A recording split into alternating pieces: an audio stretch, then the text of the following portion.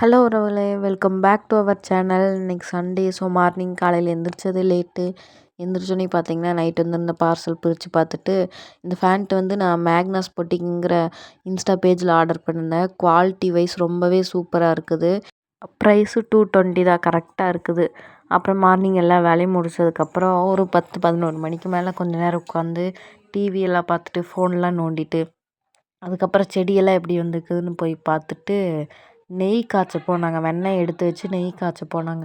இன்றைக்கி நானே நெய் காய்ச்சிறேன்னு சொல்லிவிட்டு அதை எடுத்து அடுப்பில் வச்சுருந்தேன். அடுப்பில் வச்சு எப்படியோ கருக வச்சுட்டேன்னு வைங்க. கருக வச்சிட்டேன்னா நெய்யெல்லாம் வேஸ்ட்டாக போகல, சைடில் மட்டும் சுற்றிலும் அப்படியே கருகிருச்சு. ஆனால் வந்து நெய் டேஸ்ட்டு கொஞ்சம் கூட மாறல, பர்ஃபெக்டாக அப்படியே இருந்தது.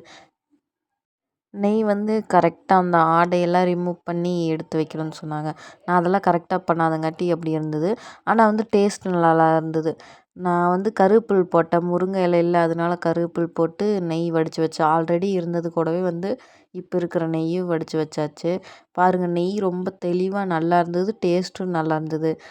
நெய் கீழே இருக்கிற கப்பியை அப்படியே வச்சாச்சு. அதுக்கப்புறம் வந்து மதிய சாப்பாட்டுக்கு ப்ரிப்பேர் பண்ண போயாச்சு. ஃபஸ்ட்டு வந்து முட்டை வேக வைக்கலான்னு போனோம்.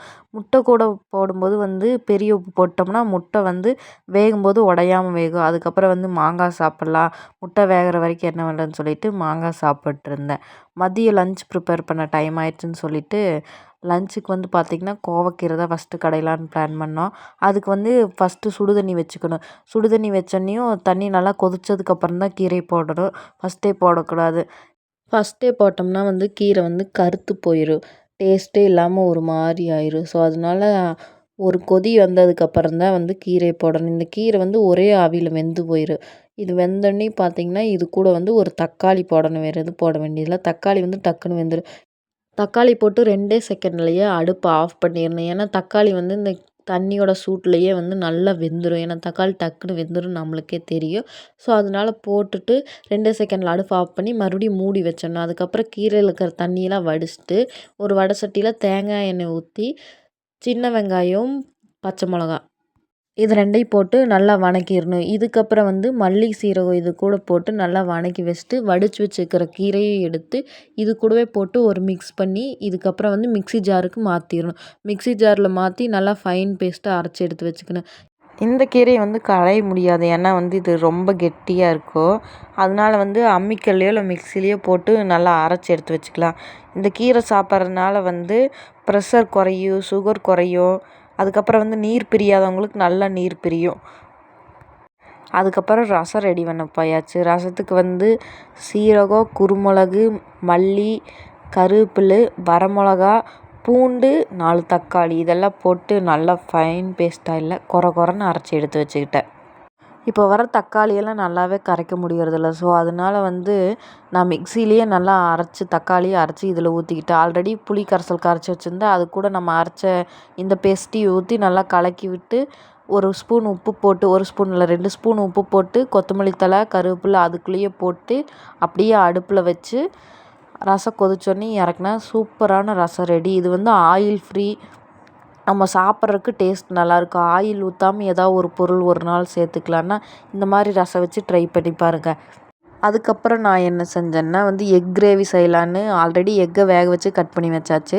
அதுக்கு எக் கிரேவி செய்கிறக்கு வந்து தக்காளி, வெங்காயம் கட் பண்ணி வச்சுருந்தேன். எண்ணெய் ஊற்றி கடுகு, கருவேப்பில் போட்டு கருவேப்பில் வந்து 2வது போட்டேன். ஃபஸ்ட்டு எண்ணெய் ஊற்றி கடுகு போட்டு அதுக்கப்புறம் வந்து வெங்காயத்தை போட்டு அதுக்கு மேலே கருவேப்பிலும் புதினா தலையும் போட்டேன். புதினா தழை வந்து இந்த எக் கிரேவிக்கு நல்ல டேஸ்ட் கொடுக்குது.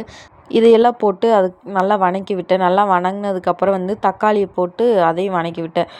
தக்காளி வந்து ஓரளவுக்கு வந்ததுக்கப்புறம் நம்மளுக்கே பார்த்தா தெரியும், நல்லா மசிகிற மாதிரி வெந்திருக்கு. அதுக்கப்புறம் வந்து இதில் எந்த பொடியுமே சேர்க்கல. நான் சேர்த்த ஒரே பொடின்னா வந்து வரமிளகாத்தூள். வீட்டில் அரைச்சி வச்சது இல்லை. ஸோ அதனால் வந்து கடையில் வாங்கிட்டு வந்து வரமிளகாத்தூள் மட்டும் சேர்த்தி நல்லா வதக்கி விட்டேன். அதுக்கப்புறம் வந்து கட் பண்ணி வச்சுருந்த எக்கை வந்து இதில் போட்டு நல்லா வந்து கிளறி விட்டேன். எக்கு உடையாமல் இருக்க ட்ரை பண்ணி கஷ்டப்பட்டு கிளறினேன். ஆனால் வந்து எக்கு தனித்தனியாக பிரிஞ்சிருச்சு. ஸோ வேறு வழி இல்லாமல் அதே மேனேஜ் பண்ணி நல்லா கிளறிட்டேன். இதெல்லாம் கிளறி விட்டதுக்கப்புறம் மல்லித்தழை மேலால் தூவி கொஞ்ச நேரம் கழித்து அதை எடுத்து சாப்பிட்டா டேஸ்ட்டு வேறு லெவலில் இருந்தது. நம்ம வந்து சமையல் பார்த்து பார்த்து செய்கிற அன்னைக்கு கூட டேஸ்ட் இந்த அளவுக்கு வராது. ஏதோ சொதப்பலா செய்கிற அளவுக்கு டேஸ்ட் ரொம்ப சூப்பராக இருக்குது.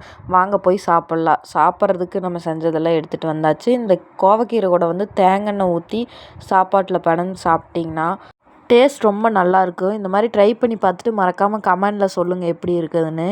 சாப்பிட்டு தூங்க போயாச்சு. தூங்கி எழுந்திரிச்சதுக்கப்புறம் ஈவினிங் நல்ல மழை வர்ற மாதிரி கிளைமேட்டு.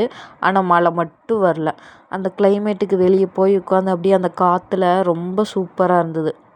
ஈவினிங் இந்த கிளைமேட்டில் என்னடா சாப்பிட்லான்னு யோசிச்சுட்டு கடையில் பஜ்ஜி வாங்கிட்டு வந்து சாப்பிட்டு கொஞ்சம் நேரம் அப்படியே எல்லோரும் ஃபேமிலியாக நியாயம் பேசிட்டு டிவி பார்த்துட்டு இருந்தோம். காஞ்சனா 3 போட்டிருந்தாங்க.